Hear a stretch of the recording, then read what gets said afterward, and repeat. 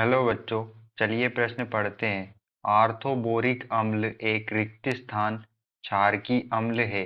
चलिए अब हम प्रश्न की मुख्य अवधारणा देख लेते हैं। तो यहाँ पर हमारे प्रश्न की मुख्य अवधारणा क्या होगी?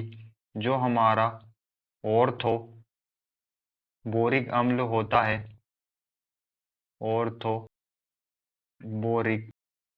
अम्ल, इसे बोरिक अम्ल भी कहते हैं, इसे बोरिक अम्ल भी कहते हैं। और यह समूह 13 के तत्व बोरोन का एक यौगिक होता है और इसका जो सूत्र होता है वो H3BO3 होता है, या फिर इसे हम BOH होल 3 भी लिख सकते हैं।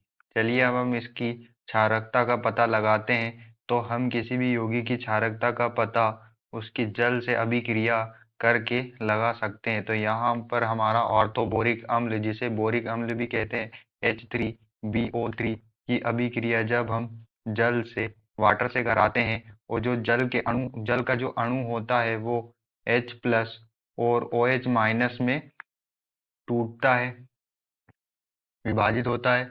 तो यहाँ पर जो हमारा ऑर्थोबोरिक अम्ल होता है, हमारा क्या ऑर्थोबोरिक अम्ल जो होता है वो जल के OH माइनस आयन से OH माइनस आयन को ग्रहण कर लेता है, OH माइनस आयन को ग्रहण कर लेता है हमारा जो ऑर्थोबोरिक अम्ल होता है। और उत्पाद में हमें यहाँ पर यह अभिक्रिया कराने पर boron OH whole 4 minus plus H plus बाहर हो जाता है। यहाँ से जो H प्लस होता है वो बाहर हो जाता है और जो ऑर्थोबोरिक अम्ल होता है वो OH माइनस आयन को ग्रहण कर लेता है। तो हम यहाँ पर देख सकते हैं कि यहाँ पर हमें जो H प्लस प्राप्त हुआ वो जिसकी संख्या 1 है। तो हम जो क्षारकता का पता H प्लस आयन से लगा सकते हैं। तो यहाँ पर हमारी क्षारकता क्या होगी? यहाँ पर हमारी जो क्षारकता है वो H प्लस आयन की संख्या के बराबर होगी। तो यहाँ पर हमारे H प्लस आयन की संख्या क्या है? 1 है। तो यहाँ पर हमारे जो ऑर्थोबोरिक अम्ल होगा, ऑर्थोबोरिक अम्ल, जो ऑर्थोबोरिक अम्ल है यह कैसा होगा? यह एकल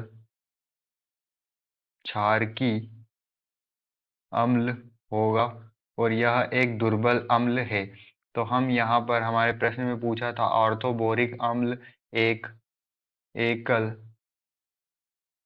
क्षारकीय अम्ल है। आशा करते हैं आपको समझ में आया होगा। धन्यवाद।